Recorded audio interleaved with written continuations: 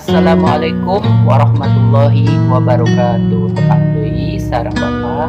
Ayeuna urang belajar bahasa Sunda, materi ajarna nyaeta bewara atawa pengumuman.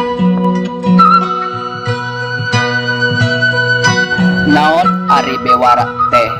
Bewara nyaeta hiji hal anu sifatna penting pikeun ditepikeun ka balarea, anu eusina mangrupa warta atawa berita atawa ajakan, iklan, promosi jeung sajabana.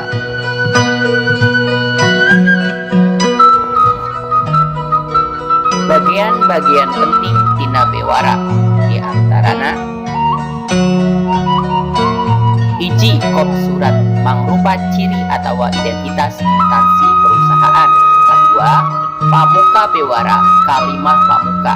Eusi bewara mangrupa informasi anu diberitakeun keur batur. Kaopat, panutup bewara, kalimah panutup nu ditunjukkeun pikeun sawae nu maca. Kalimah tawisan atawa tekenan, tanda tangan jeung ngaran anu nyieun eta bewara teh.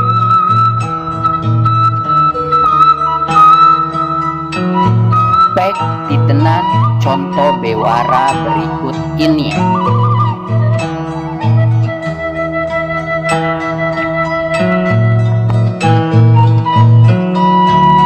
Baik, ku hidup tulis contoh bewara berikut ini di buku pancen masing-masing.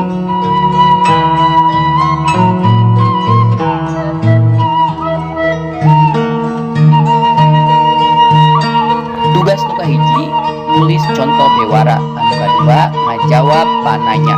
Nu kahiji, kasaha eta bewara ditepikeunana. Nu kadua, dinten naon murid-murid kedah nyadak tutuhan teh. Anu katilu, tutuhan jenis kumaha anu kedah dicandak teh. Nu kaopat, naon sababna unggal murid kedah dongkap langkung awal. Nu kalima, saha anu ngadamel eta bewara teh. Sekian, hatur nuhun. Assalamualaikum warahmatullahi wabarakatuh.